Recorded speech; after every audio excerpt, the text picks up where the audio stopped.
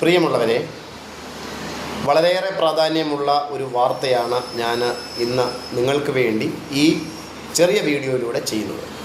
അത് ഞാനൊന്ന് കമ്പ്യൂട്ടറിൻ്റെ സഹായത്തോടെ ഇന്ന് വന്ന ഒരു പുതിയ നോട്ടിഫിക്കേഷൻ നിങ്ങൾക്ക് വേണ്ടി ഒന്ന് വായിക്കുകയാണ്. കർഷക തൊഴിലാളി ക്ഷേമനിധി അപ്ഡേറ്റ്. കർഷക തൊഴിലാളി ക്ഷേമനിധി ബോർഡിൽ അംഗത്വം പുനഃസ്ഥാപിക്കാൻ അവസരം.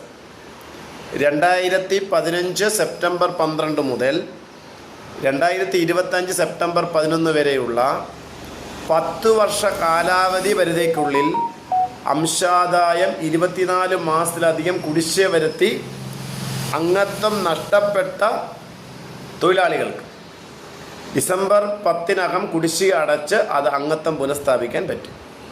പ്രത്യേകം ശ്രദ്ധിക്കുക, 60 വയസ്സ് പൂർത്തിയാക്കിയ തൊഴിലാളികൾക്ക് ഈ കുടിശ്ശിക അടയ്ക്കുന്നതിനും അംഗത്വം പുനഃസ്ഥാപിക്കുന്നതിനും അവസരം ഇല്ല.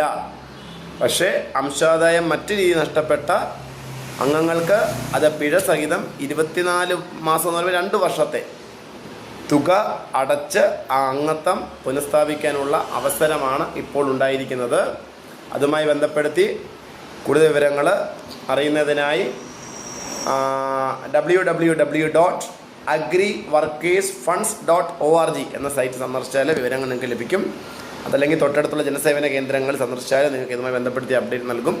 കർഷക തൊഴിലാളികളെ സംബന്ധിച്ച് ക്ഷേമനിധി മുടങ്ങിക്കിടക്കുന്ന ആളുകളെ സംബന്ധിച്ചിടത്തോളം ഒരു നല്ല ഒരു അവസരമാണ് എന്ന് അറിയിക്കുന്നു. Okay, thank you.